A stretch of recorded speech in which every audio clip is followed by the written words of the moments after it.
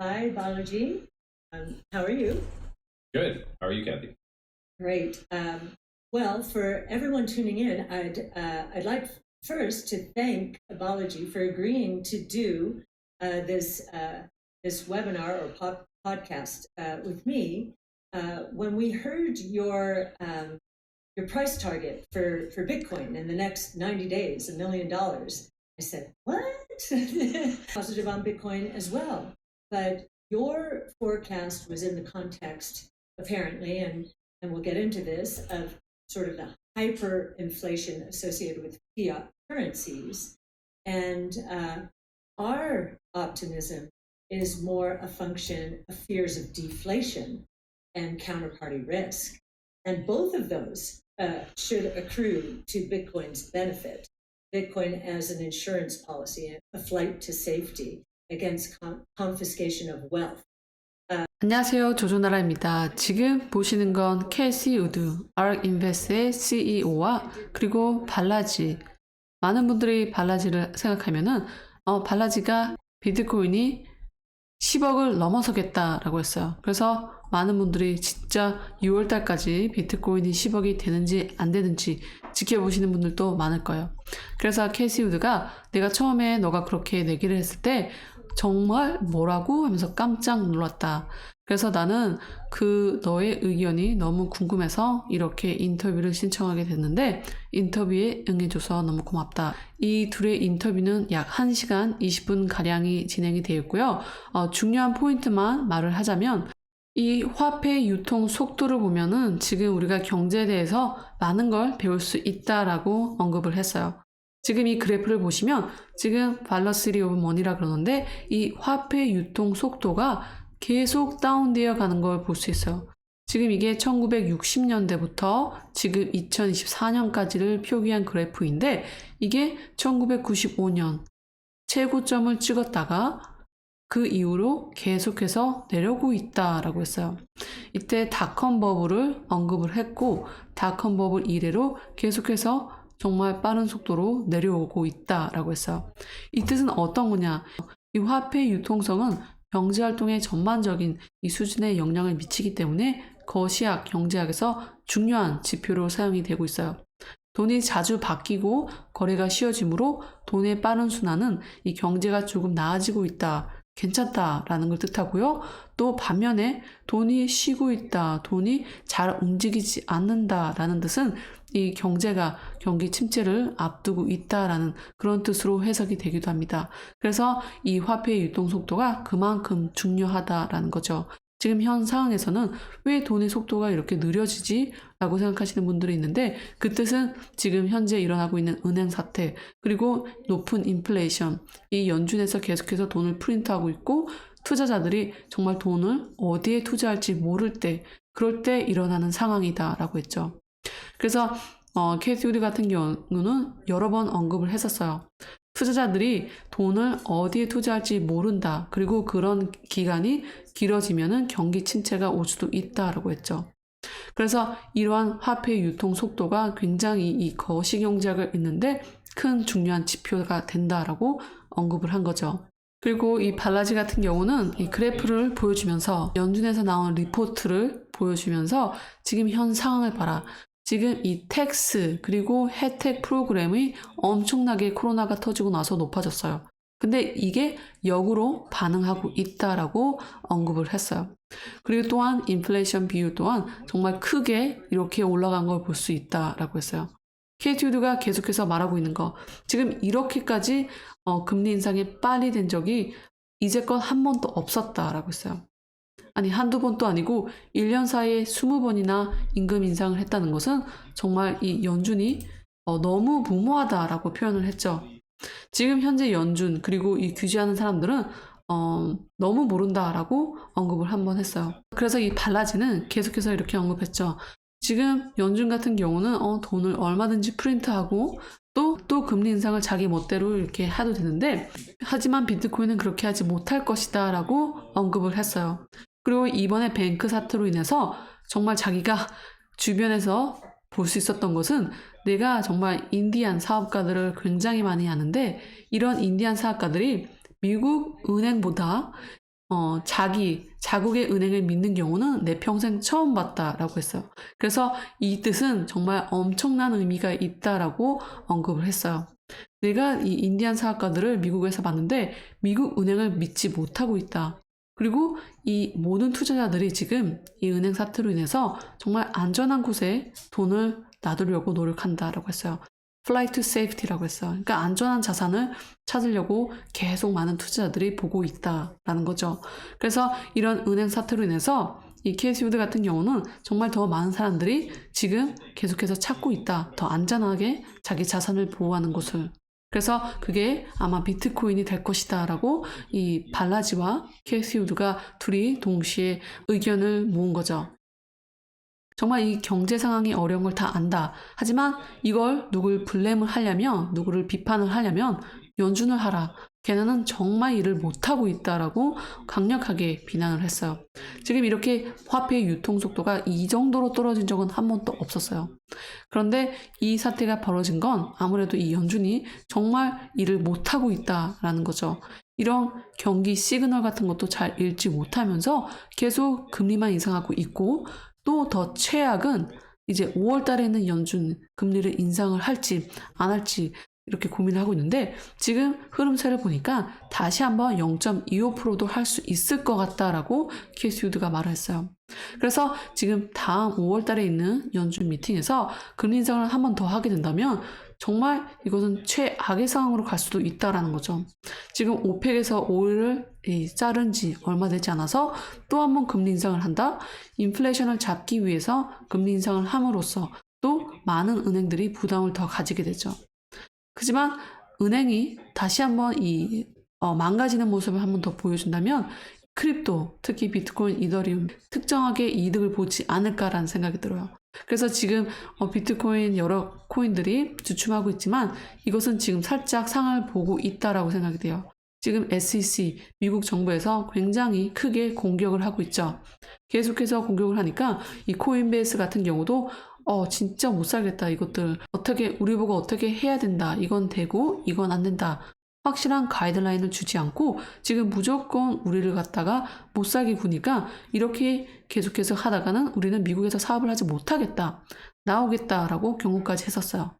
그래서 지금 SEC, 미국 정부가 계속 이렇게 공격을 한다면 지금 이 크립토 같은 경우는 계속해서 다운 추세를 살짝 보여주고 있죠. 비트코인 같은 경우는 이제 3만 불을 찍었다가 더 상승세로 갈 분위기인데 SEC에서 계속 태클을 거는 바람에 또 최근에는 게리 갠슬러가 이렇게 말을 했죠. 지금 최근에 있었던 은행 사태도 크립토 때문에 이렇게 일어난 것이다 라는 얼토 당토 없는 말을 했어요. 그래서 무슨 사태만 일어나면은 무조건 계속해서 크립토 잘못이다라는 거죠. 이 미국이 자꾸 크립토를 이렇게 막는다면은 결국에는 뒤처질 수밖에 없다라는 생각이 들어요. 그리고 또 이 발라지 전 코인베이스 최고 기술 책임자가 하는 말은 어떻게 말을 했냐면 미실현 손실 가능액이 얼만큼인지 그 누구도 잘 알 수 없다. 그래서 지금 이게 사태가 조금씩 더 심해지게 되면은 지금 아주 큰 제2차 사태로 벌어질 수가 있다. 2차 사태가 될 수 있다라고 언급을 했어요. 그래서 그렇게 되면 지금 그냥 은행 문제들이 아니라 이것은 미국 중앙은행에서도 큰 문제가 있다라고 언급을 했어요. 지금 보시는 거 연준의 금리 인상하는 거.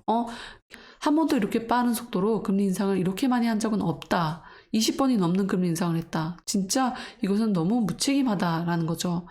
그래서 이런 금리 인상으로 인해서 앞으로 좀 더 힘들겠다라는 거죠. 그런데 5월 달에 또 한번 금리 인상을 할까 말까 그런 말을 하고 있으니 정말 답답하다라는 소리죠. 이 케이스 우드 입장에서는. 연준이 5월 달에 금리 인상을 하게 된다면 저 개인적으로는 또 한번 크게 은행에 큰 부담을 줄 것으로 저는 생각이 됩니다. 그렇게 되면은 지금 은행 같은 경우는 다행히도 정부가 규제를 해줬어요. 정부가 구제를 해줬는데 또 한번 금리 인상을 해서 또 더 많은 은행들이 미실현 손실 금액이 발생해서 지금 더 큰 문제가 될 수 있다는 거죠. 그래서 은행 사태는 지금 끝나지 않았다라는 생각이 들어요. 그래서 이 발라지 입장에서는 지금 이 미실현 손실 금액이 어마어마할지 그 누구도 지금 잘 알 수가 없다. 이것은 곧 은행 문제가 아니라 중앙은행 문제가 될 것이다 라고 했어요. 그래서 지금 이 은행 사태가 계속 이어지게 된다면 더 큰 문제로 이어질 수 있다라는 거죠. 그렇게 된다면 더 많은 사람들은 결국 비트코인의 자산을 놔두게 될 것이다 라고 예측을 한 거죠. 발라지 같은 경우는 야 캐시우드 너 알지? 이 플로리다에서 그 중앙은행에서 발행한 그런 코인을 사용하지 않겠다라고 했잖아. 이 플로리다 같은 경우는 자기의 온 그런 화폐 같은 걸 사용한다 그랬는데 만약에 생각해봐. 내 생각에는 나중에 이렇게 될 것 같아. 그러니까 bitcoin.florida.com 그러니까 비트코인 뭐 텍사스.com 뭐 비트코인 그리고 어떤 주.com 이렇게 하면서 자체적으로 쓰여질 가능성이 있다라고 언급을 했어요. 그래서 무조건 정부가 발행하는 그런 코인을 받아들이기보다는 그러니까 비트코인의 효율성을 인정해서 그걸 사용하자라는 그런 주에서 이렇게 쓰여질 확률이 더 높다라고 언급을 했어요. 발라지가. 그래서 캐티 우드 같은 입장에서는 발라지 너 의견은 정말 존중하고 다 일리가 있는데 우선 비트코인이 그렇게 짧은 시간에 10억을 넘겠다라는 말에서는 살짝 동의를 하지 못했죠. 그러한 이유에는 그렇게 짧은 시간에 그렇게 올라가려면 은행 사태와 그리고 엄청난 하이퍼 인플레이션 그런 것들이 요구되는데 그런 면에서는 살짝 이해하기 힘들다라고 했죠. 물론 장기간으로 보면은 비트코인이 10억 이상을 찍을 수가 있지만 그렇게 단기간으로는 아직 살짝 힘들지 않을까라는 입장을 보여줬어요. 이에 의해서 발라지는 이 비트코인 같은 경우는 지금 이 정부가 어쩔 수 없다. 이거는 비트코인 이것만이 가지고 있는 장점이 앞으로는 많은 사람들이 거기에 투자하는 이유가 될 것이다 라고 언급이 된 거죠. 그래서 발라지는 다시 한번 이렇게 말을 했죠. 지금 이 은행 사태, 비트코인이 가지고 있는 장점뿐만 아니라 그리고 또 앞으로 은행 사태가 계속해서 2차, 3차로 이어진다면 더 많은 투자자들이 안전을 위해서 비트코인을 사용하게 될 것이고 또 중요한 것은 이 사업자들이 특히 실리콘밸리의 이런 사업자들, 테크놀로지, 뭐 벤처 사업자들이 정말 처음으로 우리 진짜 바보네. 믿고 맡긴 은행도 안전하지 못하다라는 걸 깨달았기 때문에 이제는 더 안전한 곳에 자산을 맡겨야 된다라는 걸 깨달았다. 그래서 이것 때문에 비트코인의 활용성은 더 크게 올라갈 것이다. 이번 발라지와 그리고 캐시 우드 이 두 명의 인터뷰를 통해서 제가 느낀 것은 비트코인의 사용성은 계속해서 늘어날 것으로 생각이 된다. 그러한 이유는 지금 은행이 가지고 있는 단점들을 너무 크게 부각되었기 때문이다. 물론 이 은행 사태가 지금 정부에서 급하게 제공하는 그런 돈으로 인해서 메꾸어지긴 했어요, 문제들이. 하지만 이런 사태가 계속해서 정부의 도움으로 크게 벌어졌다가 다시 잠잠해졌다가 벌어졌다가 또 잠잠해졌다가 그렇게 반복이 된다면 국민들 그리고 투자자들은 그대로 가만히 있지 않겠다라는 거죠. 약 90에서 100년 전에 금이 메인 수단이었어요. 주요 수단으로 거래가 되었는데 이제 이 달러가 대체가 되면서 많은 사람들이 이 금의 값어치는 알아줬어요.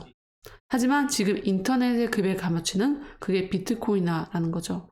그래서 이 비트코인이 지금 이 달러를 대체할까봐 정부에서 계속해서 공격을 하고 있다라는 거예요. 그래서 이 비트코인의 장점 정해져 있고 그리고 투명하고 감사가 가능하고 이런 것들을 따져본다면 앞으로의 투자자들이 안전하게 자산을 맡기기 위해서 어느 부분 정도는 비트코인을 가지고 있을 수 있다라고 생각이 돼요. 하지만 이 타임라인 부분에서 발라지가 말한 것처럼 그게 정말 6월 달에 10억이 될 것인가 아니면 최소 올해 10억이 될 것인가 이런 문제는 정말 이 현 상황에서 예측하기 힘들다라고 생각이 돼요. 그러한 이유에는 이 미국에서 또 어떠한 정책으로 크립토를 공격할 것인지 지켜봐야 되고요. 두 번째는 또 이 크립토가 다시 한번 크게 상승하려면은 은행 사태가 2차, 3차적으로 벌어져야 된다. 하지만 이걸 바란다는 게 아니라 이렇게 은행 사태가 다시 한번 벌어지게 되면은 또 더 많은 투자자들이 이 정말 은행을 믿을 게 못 된다. 다른 곳에 자산을 놔둬야 된다라고 깨달을 거고요. 근데 이런 사태가 나오기 전에 이런 사태가 나올까봐 혹은 나올 것을 예상하고 정부가 계속해서 크립토를 공격할 수도 있다라고 저는 생각이 됩니다. 여하튼 이런 전문가들의 인터뷰를 통해서 투자의 기준으로 100% 삼지 말고요. 아, 저런 사람들이 저 정도의 지식에서 저런 것들을 공유하려고 하구나 라고 그냥 참고만 하시지, 이 사람들이 무조건 비트코인이 최고 성장한대, 기간은 언제가 됐든 정말 최고 성장한대, 정말 많이 성장할 거다라고 해서 무조건 믿고 또 감당하기 힘든 만큼을 투자하시는 건 바람직하지 않다고 생각됩니다. 그래서 무조건 여러 사람들의 의견을 들어보고 가장 중요한 것은 자신의 책임, 자신의 본인의 결정에 달려 있다라고 생각이 됩니다. 여하튼 영상은 여기서 마치고요. 영상이 조금이라도 도움이 되셨으면 좋아요, 구독, 알람 꼭 눌러주세요. 감사합니다.